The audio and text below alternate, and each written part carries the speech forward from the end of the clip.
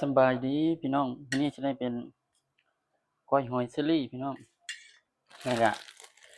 ย่างหมูผักแก้มแบบนี้ผักอีเลิศหรือว่าใบชะพลูแล้วก็กะหล่ำพี่น้องมากินข้าวแลงนำบ่าวเปรมเด้อสดคำใหญ่ก่อนเนาะ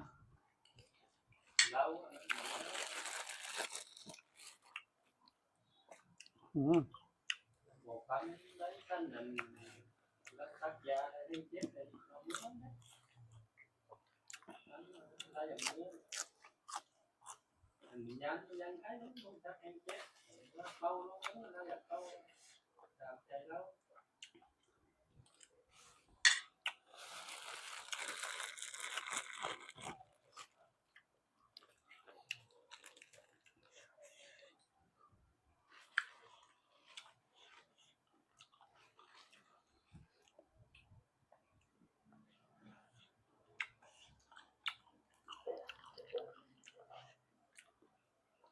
นานๆกินเทื่อหนึงก้อยหอยพี่น้องเอ้ย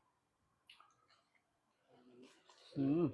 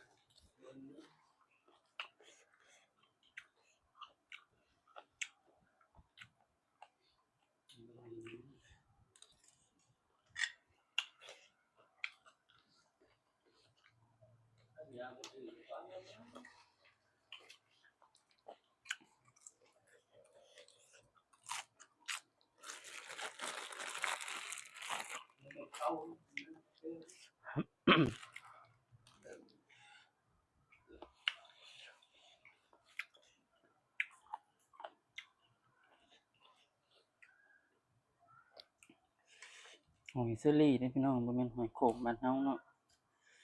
ถ้าก้อยหอยโข่งบ้านเฮานี่แซ่บเลย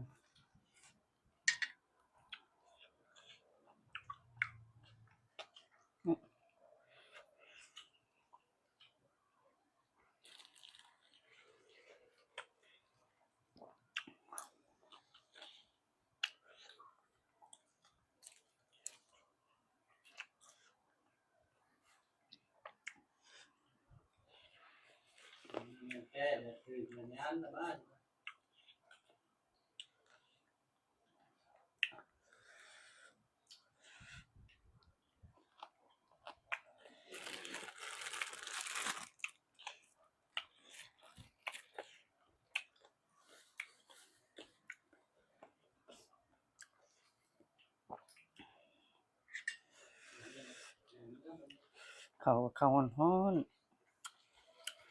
กับเผ็ดพี่น้อง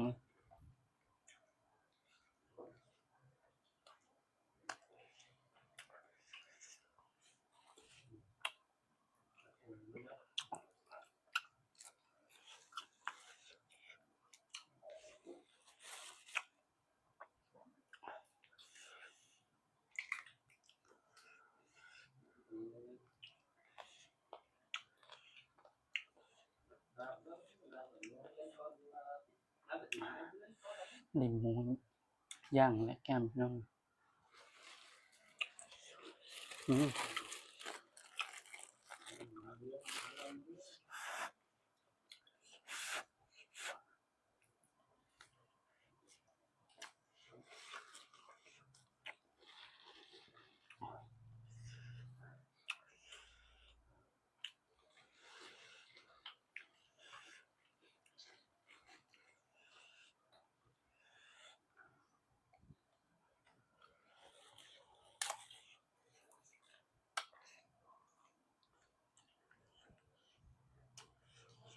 ละ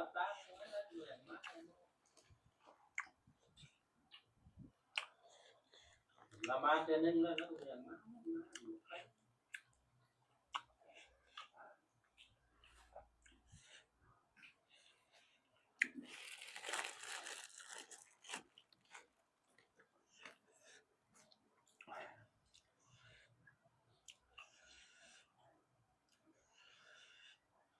เดี๋ยวกันนั้นประมาณ3-4 โมงแล้วนะเจ็บแล้วโมเมนต์แล้วเป่าลงไป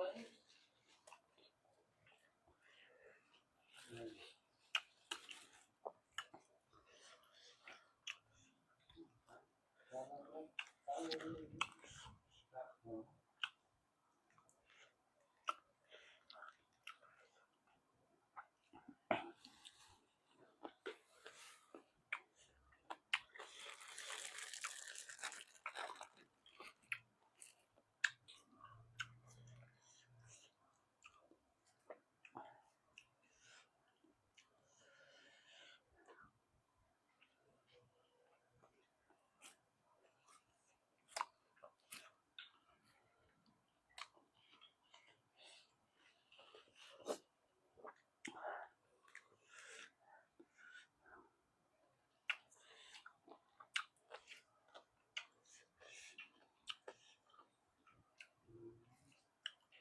กันเต็ม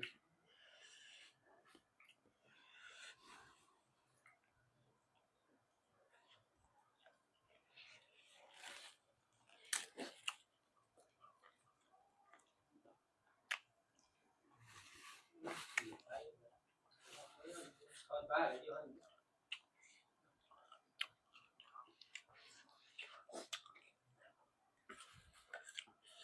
ผมเปิดพี่น้องเอ้ยเหลือหน่อยเดียว ก่อนอื่นมาเพิ่มกับฝากกดไลค์กดแชร์เด้อฝากกดติดตามด้วยนะพี่น้องแล้วก็กดกระลิ่งเพื่อการแจ้งเตือนเนาะจะได้รับชมคลิปมาเพิ่มต่อไปนะทุกคนสบายดี